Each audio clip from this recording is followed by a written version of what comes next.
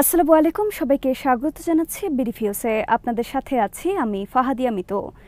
বাংলাদেশের রাজনীতিতে জুলাই অভ্যুত্থানের পর যে নতুন সংস্কারের প্রতিশ্রুতি তৈরি হয়েছিল তার বাস্তব রূপ জুলাই সনদ ঘিরে এখন রাজনীতি আবারও উত্তপ্ত হয়ে উঠেছে। এই সনদকে কেন্দ্র করে একদিকে রাজনৈতিক ঐক্যের নতুন সম্ভাবনা সৃষ্টি হয়েছে, অন্যদিকে দেখা দিয়েছে মতপার্থক্য, অভিযোগ আর অবিশ্বাস। বিএনপি একে ঐতিহাসিক অর্জন হিসেবে ব্যাখ্যা করছে, আর জুলাই আন্দোলনের অন্যতম সংগঠক ও জাতীয় নাগরিক পার্টির আহ্বায়ক নাহিদ ইসলাম একে বলেছেন আইনি ভিত্তিহীন গণপ্রতারণা। আরও জটিলতা তৈরি হয়েছে বিএনপি নেতা সালাউদ্দিন আহমেদের সাম্প্রতিক মন্তব্যকে ঘিরে, যিনি জুলাই সনদ স্বাক্ষর অনুষ্ঠানে বিক্ষোভকারীদের আওয়ামী ফ্যাসিস্ট বাহিনী হিসেবে অভিহিত করেছেন। এই মন্তব্যের পর এনসিপি তীব্র প্রতিক্রিয়া জানিয়েছে। ফলে জুলাই সনদ এখন কেবল একটি রাজনৈতিক দলিল নয়, বরং অভ্যুত্থান পরবর্তী বাংলাদেশের রাজনীতির নতুন বিভাজনের কেন্দ্রবিন্দুতে পরিণত হয়েছে। জুলাই সনদ নিয়ে নাটকীয়তার নেপথ্যে আসলে কি আছে, বিস্তারিত ওয়াহিদ ফারুকের প্রতিবেদনে।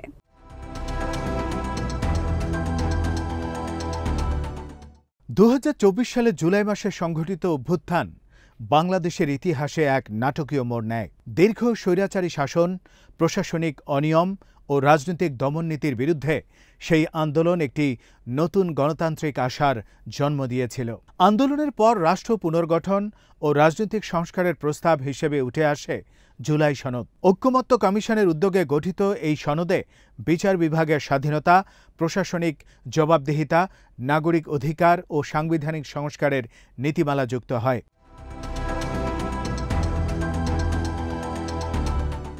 বিভিন্ন রাজনৈতিক দল, নাগরিক সমাজ ও আন্দোলন এতে অংশ নেয়। উদ্দেশ্য ছিল নতুন বাংলাদেশ গঠনের জন্য একটি ঐক্যমত্যমূলক পথ নির্দেশনা তৈরি করা। কিন্তু এই ঐক্যমত শুরু থেকেই পূর্ণতা পায়নি। কিছু দল সনদে স্বাক্ষর করে, আবার কিছু দল স্বাক্ষর না করার সিদ্ধান্ত নেয়। এনসিপি ও কয়েকটি বামপন্থী দল বলেছে, জুলাই সনদ যদি আইনি ভিত্তি না পায় তাহলে এটি কেবল প্রতীকী অনুষ্ঠান হয়ে থাকবে। সেই অবস্থানই আজ রাজনৈতিক বিতর্কের কেন্দ্রে।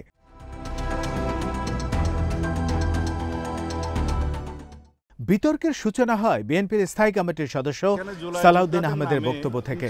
জুলাই সনদ স্বাক্ষর অনুষ্ঠানে বিক্ষোভ ও বিশৃঙ্খলার ঘটনার প্রতিক্রিয়া জানাতে গিয়ে তিনি বলেন, জুলাই যোদ্ধাদের নামে কিছু ছাত্র নামধারী উচ্ছৃঙ্খল লোক ঢুকেছে, যারা ফ্যাসিস্ট সরকারের ফ্যাসিস্ট বাহিনী। এখানে কোনো প্রকৃত জুলাই যোদ্ধা থাকতে পারে না। তার এই বক্তব্য মুহূর্তেই তীব্র প্রতিক্রিয়া সৃষ্টি করে। দৃশ্যমান হয়েছে এখানে কোনো জুলাই যোদ্ধা সঠিক কোনো জুলাই অভ্যুত্থানের সাথে জড়িত। জুলাই অভ্যুত্থানের রাজপথে থাকা আন্দোলনকারীরা এবং শহীদ পরিবারের সদস্যরা ক্ষুব্ধ হন। এনসিপির আহ্বায়ক নাহিদ ইসলাম এর বিরুদ্ধে সরাসরি অবস্থান নেন। সেদিন বিকেলেই তিনি রাজধানী বাংলা মোটরে এনসিপির অস্থায়ী কেন্দ্রীয় কার্যালয়ে আয়োজিত সংবাদ সম্মেলনে বলেন, বিএনপির স্থায়ী কমিটির সদস্য সালাউদ্দিন আহমেদ প্রকৃত জুলাই যোদ্ধাদের ফ্যাসিস্ট আওয়ামী লীগের অনুসারী বলেছেন। তিনি জুলাই আন্দোলনে রাজপথে ছিলেন না, দেশেও ছিলেন না, তাই হয়তো জানেন না কারা বুলেটের সামনে দাঁড়িয়েছিল।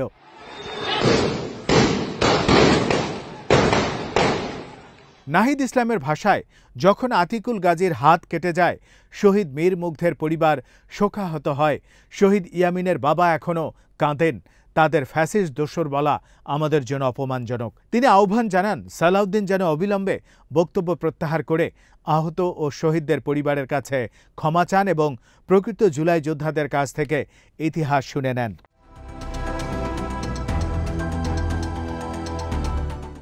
নাহিদের এই প্রতিক্রিয়া কেবল রাজনৈতিক ক্ষোভ নয়, বরং আন্দোলনের নৈতিক দাবি।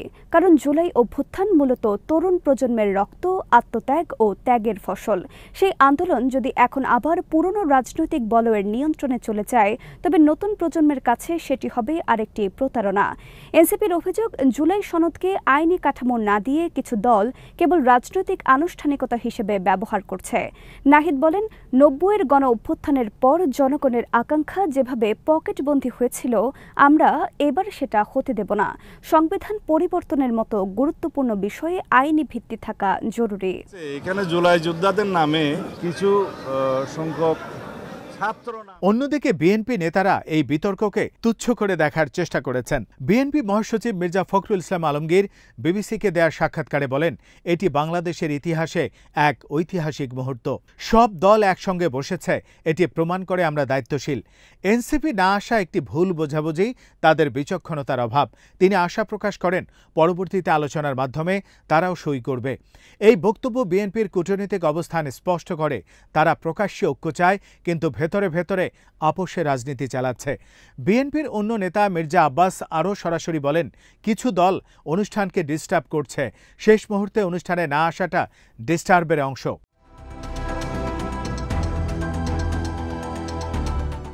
বিএনপির এই বক্তব্যগুলো রাজনৈতিক বাস্তবতা বোঝায়।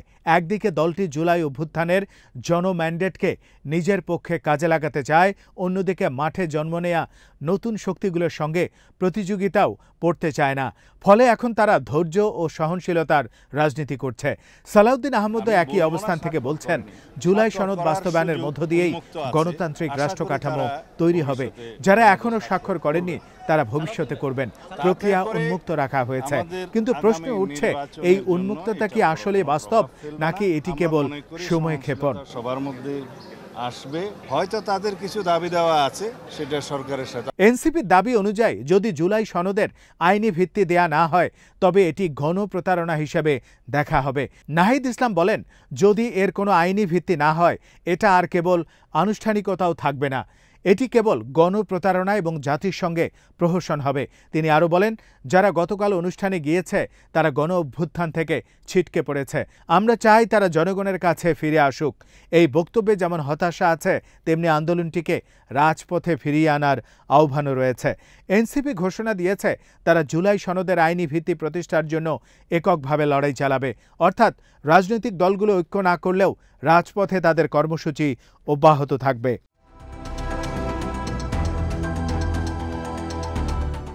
এদিকে বিএনপির স্থায়ী কমিটির আরেক সদস্য সালাউদ্দিন আহমেদ নিজের অবস্থান ব্যাখ্যা করতে গিয়ে বলেন, জুলাই সনদে অংশ না নেওয়া কিছু দল ভবিষ্যতে যোগ দেবে, নির্বাচনে এর প্রভাব পড়বে না।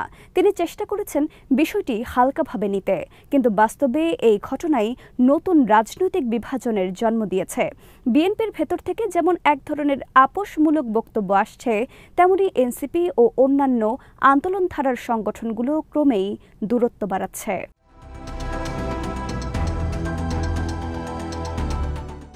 এখানে আরেকটি বিষয় প্রাসঙ্গিক, জুলাই যোদ্ধাদের মনস্তত্ত্ব। এরা মূলত তরুণ প্রজন্ম, যারা গত বছর রাজপথে জীবন বাজি রেখে লড়াই করেছে। তারা বিশ্বাস করে রাজনৈতিক দলগুলো এখন তাদের আন্দোলনের মালিকানা নিতে চাইছে।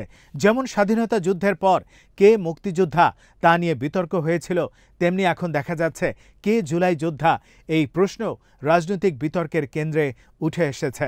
সালাউদ্দিন আহমেদের মন্তব্য সেই বিতর্ককেই নতুন মাত্রা দিয়েছে।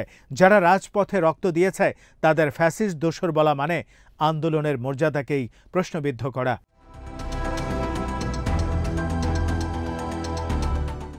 এই প্রেক্ষাপটে ঐক্যমত্য কমিশনের ভূমিকা অত্যন্ত গুরুত্বপূর্ণ হয়ে উঠেছে। কমিশনটি জুলাই সনদ বাস্তবায়নের রূপরেখা তৈরি ও রাজনৈতিক দলগুলোর মধ্যে সমঝোতা স্থাপনের জন্য গঠিত হয়েছিল। বিএনপি বলছে কমিশনের সঙ্গে আলোচনা চলবে, এনসিপিও একই কথা বলছে, তবে তারা জনগণের সঙ্গে সরাসরি সংযোগের ওপর জোর দিচ্ছে। অর্থাৎ উভয় পক্ষই আপাতভাবে আলোচনার দ্বার খোলা রাখলেও তাদের রাজনৈতিক অগ্রাধিকার এক নয়। বিএনপি চায় স্থিতিশীলতা, এনসিপি চায় পরিবর্তন।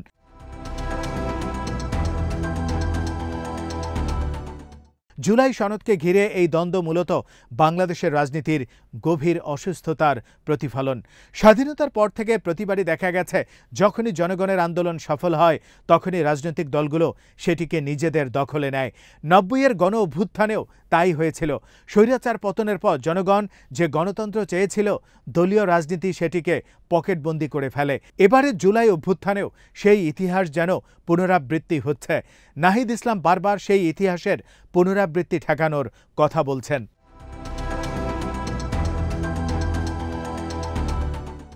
এই প্রেক্ষাপটে বিএনপির জন্য পরিস্থিতি অনেক জটিল। একদিকে তারা আন্দোলনের প্রধান রাজনৈতিক ফসল ঘরে তুলতে চায়, অন্যদিকে চাইছে নতুন প্রজন্মের আন্দোলনকারীদের পাশে থাকতে, কিন্তু সালাউদ্দিনের মন্তব্য সেই ভারসাম্য নষ্ট করেছে। এতে বিএনপির মধ্যকার প্রজন্ম ভিত্তিক বিচ্ছিন্নতাও সামনে এসেছে। একসময় রাজপথে নেতৃত্ব দেওয়া নেতারা এখন দলীয় দপ্তরে অবস্থান নিচ্ছেন, আর নতুন প্রজন্ম রাজপথে নিজেদের জুলাই যোদ্ধা পরিচয়ে লড়াই করছে। রাজনৈতিকভাবে জুলাই সনদ এখন দ্বিমুখী প্রতীকে পরিণত হয়েছে। বিএনপি একে ঐক্যের দলিল হিসেবে উপস্থাপন করছে, কিন্তু এনসিপি বলছে এটি নতুন বিভেদের প্রতীক। বাস্তবে এই সনদ এখন বাংলাদেশের রাজনৈতিক পরীক্ষার ক্ষেত্র। এটি যদি বাস্তবায়িত হয় তবে গণতন্ত্রের পুনর্জন্ম ঘটতে পারে, কিন্তু যদি এটি কাগজে সীমাবদ্ধ থাকে তবে এটি পরিণত হবে আরেকটি ব্যর্থ প্রতিশ্রুতিতে।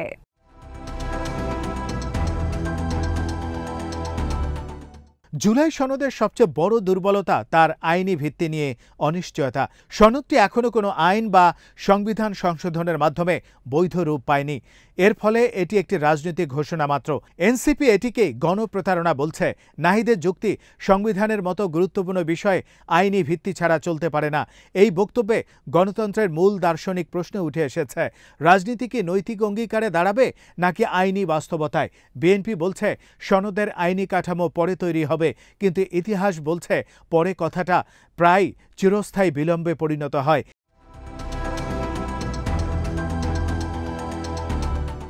এই বিতর্কের ভেতর দিয়ে স্পষ্ট হয়ে উঠেছে বাংলাদেশের রাজনৈতিক মানচিত্রে নতুন দুটি ধারা। একটি প্রবীণ ও কূটনৈতিক রাজনীতি, অন্যটি তরুণ ও নীতিনিষ্ঠ আন্দোলন। সালাউদ্দিনের এই মন্তব্য এই দুই ধারার সংঘাতকে দৃশ্যমান করেছে। রাজপথে থাকা প্রজন্ম মনে করছে পুরনো রাজনীতি তাদের ত্যাগের কৃতিত্ব নিতে চাইছে, আর পুরনো রাজনৈতিক নেতৃত্ব বলছে স্থিতিশীলতা ছাড়া রাষ্ট্র টিকবে না। এই দুই অবস্থানের মধ্যে যে ব্যবধান, সেটি এখন বাংলাদেশের ভবিষ্যৎ রাজনীতির মূল প্রশ্ন।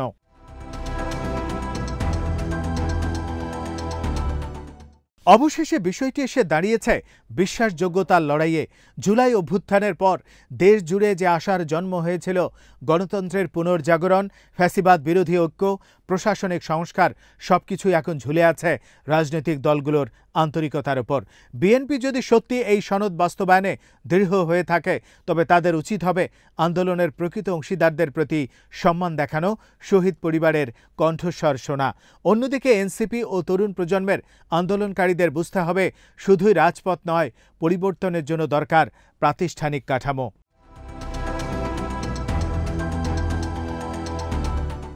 তবুও বলা যায় জুলাই সনদ এখন বাংলাদেশের গণতান্ত্রিক ভবিষ্যতের প্রতীক। এটি ব্যর্থ হলে আবারও প্রমাণিত হবে এই দেশে আন্দোলন সফল হয়, কিন্তু আন্দোলনের স্বপ্ন বাস্তবায়িত হয় না। আর যদি এই সনদ বাস্তবায়িত হয় তবে সেটি হবে বাংলাদেশের রাজনীতির নতুন অধ্যায়, যেখানে রাজপথের রক্ত আর কাগজের প্রতিশ্রুতির মধ্যে এক সেতুবন্ধন তৈরি হবে। কিন্তু আজকের পরিস্থিতি ইঙ্গিত দিচ্ছে সামনে সেই পথ এখনো দীর্ঘ ও কণ্টকাকীর্ণ। রাজনীতি এখন প্রশ্নের মুখে। জুলাই সনদ কি ঐক্যের দলিল হয়ে থাকবে, নাকি তা পরিণত হবে আরেকটি বিভক্ত জাতির প্রতীক হিসেবে? যতদিন পর্যন্ত এই সনদ আইনি বৈধতা ও জনগণের আস্থা অর্জন না করবে, ততদিন পর্যন্ত এর চারপাশে এমন বিতর্ক, ক্ষোভ ও আশঙ্কা অব্যাহত থাকবে। কারণ এই সনদ এখন শুধু একটি রাজনৈতিক স্বাক্ষর নয়, এটি বাংলাদেশের রাষ্ট্র ব্যবস্থা ও গণতন্ত্রের ভবিষ্যতের পরীক্ষার নাম। আজ এখানেই শেষ করছি। সবাই ভালো থাকুন, সুস্থ থাকুন আর দেখতে থাকুন বিডি ফিউজ। চ্যানেলটি ভালো লাগলে সাবস্ক্রাইব করুন, সংযুক্ত থাকুন আমাদের ফেসবুক পেজে। আল্লাহ হাফেজ।